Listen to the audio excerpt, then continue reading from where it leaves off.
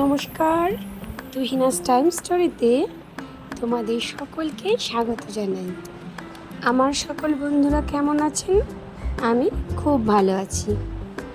বন্ধুরা, আজ আমি আবারও একটি নতুন ব্লগের সাথে চলে এসেছি।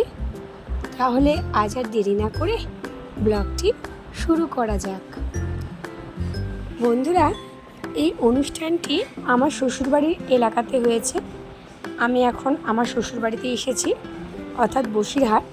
তো এখানে এই যে হরিবাসরটি হয়েছে, এটিকে অষ্টম প্রহর নামে এখানকার মানুষজন বলে থাকেন। তো আমার এই নিয়ে দুবার এখানে আসা। তো আমি 2023 সালে এসেছিলাম, আর 24-এ আমি আসতে পারিনি আমার কিছু কারণের জন্য। আবার এই 2025-এ এখানে আসা। তো এই অনুষ্ঠানটি খুবই ভালো লাগে আমার। সে কারণের জন্যই আমি ভাবলাম যে আমি যেহেতু এই অনুষ্ঠানটি খুব আনন্দের সাথে উপভোগ করি, তো আমি চাই আমার সকল বন্ধুরা যেন এই অনুষ্ঠানটি দেখতে পারেন এবং তারাও উপভোগ করতে পারেন। এই দেখলেন মায়ের থান, এই থানটিতে কালী পুজো হয়। তো ওই একদিনই কালী পুজো হয়, সেদিন থেকেই মেন এখানকার পুজোটা শুরু হয়। তো মায়ের মূর্তিটি আমি দেখার সৌভাগ্য পাইনি, আমাকে ছবি পাঠিয়েছিল, সেই ছবিতে আমি মায়ের মূর্তি দেখি। তো এই থানটিকে খুব জাগ্রত স্থান নামেও বলা হয়ে থাকে, কারণ এখানে যত মানুষ আছেন এখানকার মানুষেরা এই মাকে খুব মানেন, এবং কেউ যদি মানত করেন মনে মনে, তার মনস্কামনা এখানে পূর্তি হয়। তো সেটা আমি জানি, কারণ এটার উপলব্ধি আমারও আছে। তো সে কারণের জন্য আমি চাইলাম যে আমার দর্শক বন্ধুদের যদি কারোর কোনো সমস্যা থাকে, মা যেন মঙ্গলময়ী সবার উপকার করেন। তো বন্ধুরা, আমার বাড়ির রাধাকৃষ্ণকে নিয়ে আমি পৌঁছে গিয়েছিলাম এই মন্দিরে। আসলে আমার বাড়ির রাধাকৃষ্ণকে আমি ওখানেই দিয়ে এসেছিলাম পুজো করার জন্য, কারণ এখানে 5 দিন ব্যাপী পুজো হয়। ওখানেই থাকে অনেক বাড়িরই গোপাল বা রাধাকৃষ্ণ যদি কারোর থেকে থাকে, তারা সেই স্থানে সে ঠাকুরকে দিয়ে আসে। তো আমিও যথারীতি তার অমান্য করিনি, সেটাই করেছি। আর এখানে যে দেখছেন যে রান্নার আয়োজন করা হয়েছে, এখানে আপনার ওই 4 দিন মতন মানুষজনদের খাওয়ানোর ব্যবস্থা করা হয়। তো দুবেলায় খাওয়ানো হয়। বহু মানুষ, বহু ভক্ত যারা আসেন এখানে এসে ভোগ প্রসাদ গ্রহণ করেন। আসলে কি জানেন তো, আমি এমনি তো আমি যেখানে থাকি চন্দননগর, তো সেখানে এই ধরনের রিচুয়ালসগুলো অতটা বেশি কিছু হয় না। তো এই আমার শ্বশুরবাড়ি এলাকাতে এখানে এটা হয় এবং খুব ভালো লাগে, কারণ আমি যে দুবার এসেছি দুবারই আমার খুব ভালো লেগেছে, কারণ আমাদের ওদিকে এই ধরনের কিছু পাই না। তো সে কারণের জন্য এই যে অনুষ্ঠানটি করে খুব ভালো লাগে, এবং গ্রামের সমস্ত মানুষেরা একত্রিত হয়ে একভাবে সবাই সহযোগিতা করে এই পুজোটাকে করার জন্য, এবং মানুষজনকে প্রসাদ বিতরণের জন্য সবাই সবার পাশে থাকে, সহযোগিতা করে। খুব ভালো লাগে, দেখে খুব ভালো লাগে।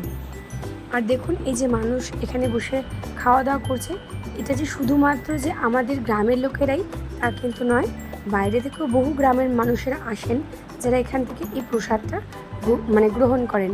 এবং কি বলুন তো, বিভিন্ন দিন বিভিন্ন রকমের খাবারের আয়োজন করা হয়। তো আমি যেহেতু আজই এসে পৌঁছেছি, তো রাত্রিবেলায় আমার যাওয়া হয়নি। তো এই যে ফুটেজটা দেখছেন, এটা হচ্ছে কালকের। তো সে কারণের জন্য আজকে আমি প্রসাদ গ্রহণ করতে এসেছিলাম এখানে। তো দেখুন, এখানে কত সুন্দরভাবে সবাইকে পরিপাটি করে খেতে দেওয়া হচ্ছে। এত সংখ্যক মানুষ এখানে খেতে আসেন, প্রসাদ নিতে আসেন, কিন্তু কারোর মধ্যে এতটুকু ক্লান্তি বলুন বা আপনার খিচখিচ ভাব বলুন, কারোর মধ্যে কিছু নেই।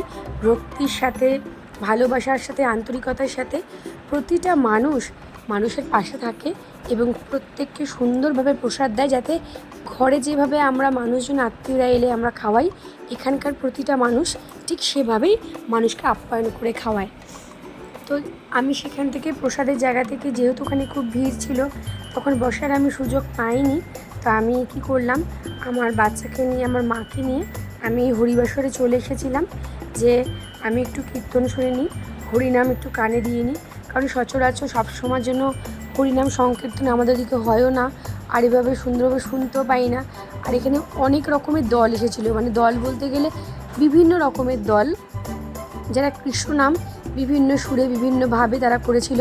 এবং ওখানে যখন আমি যাই, গিয়ে আমি বসি আর কি শোনার জন্য কৃষ্ণ নাম, কি বলবো বন্ধুরা, মানে আমি দেখে না অবাক হয়ে যাই। মানে শুধু যে সুন্দরভাবে পুজো হচ্ছে সেটা নয়, মানে প্রত্যেকটা কীর্তনিয়াকে এত সুন্দরভাবে মানে অভ্যর্থনা করা হয়েছে এবং প্রত্যেকটা কীর্তনিয়াকে আমি দেখলাম, মানে তাদের যে সম্মান করা হয়েছে, মানে সত্যি এটা দেখে না আমার ভীষণ ভালো লেগেছে।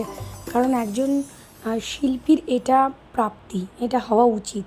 তুমি অনেক ক্ষেত্রে অনেক জায়গাতে দেখেছি, মানে এই যে অনেকে হরিনাম করতে আসেন, বাড়িতেই বলুন আসেন, বা আপনার অনেক স্টেজে বলুন, বা এই ধরনের হরিবাসরে বলুন, অনেকেই হরিনাম করতে আসেন।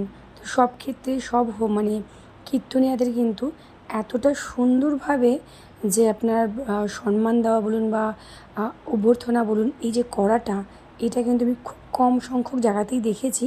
তো আমার এই শ্বশুরবাড়ি এলাকাতে আমি যে দুবার এসেছি, মানে দুবার যে এলাম, দুবারই দেখলাম যে ভক্তির সাথে শ্রদ্ধার সাথে প্রত্যেককে ভীষণ ভালোভাবে আপনার ওই সম্মান করা হয় আর কি। তারপরে খানিকক্ষণ বসে বসে আমি কীর্তন শুনলাম। তারপরে আমার হাজব্যান্ড বললো চলো খেয়ে নেবে। তো আমি মাকে নিয়ে চলে গেলাম খেতে। তো আমি, আমার মেয়ে, আমার হাজব্যান্ড, আমার ভাসুরের মেয়ে, আমরা একসাথেই বসেছিলাম সেখানে খেতে। তো খেতে বসার পরে প্রথমেই দিয়ে গিয়েছিলো আপনার ভাত, তারপরে শুক্তো, তারপরে ডাল, আলু ভাজা আর আলুর দম, মানে আলুর একটা তরকারি মতন দম টাইপের করেছিল। তো খুবই মানে প্রসাদ বলতে গেলে যা হয় আর কি, এতটাই সুস্বাদু, এতটাই সুন্দর, হয়তো বাড়িতে এত সুন্দরভাবে রান্না করলেও সেই স্বাদ আমরা পেতাম না। তো যথারীতি সেটা খাওয়া দাওয়ার পর আমরা বাড়িতে চলে আসি। খানিকক্ষণ রেস্ট নিয়ে এই যে দেখছেন কত সুন্দরভাবে কৃষ্ণনাম করছে এবং তার সাথে যে ধরনের পারফরমেন্স করছেন, তো এটা না নতুনত্ব, মানে আমি দেখিনি। মানে এবার আমি দেখলাম, আমার খুব ভালো লাগছিলো। তো আমি বিভোর হয়ে গেছিলাম খানিকক্ষণ দেখতে দেখতে। তো আমি যথারীতি এটা দেখি, আমার মেয়েও তার সাথে সাথে একটু নেচে নেয়। তো বন্ধুরা, এটি হচ্ছে রাত্রের ফুটেজ। তো রাত্রিবেলায় আমি যাই। তো আজকের এই ব্লগটি কেমন লাগলো অবশ্যই কমেন্ট করে জানাবেন।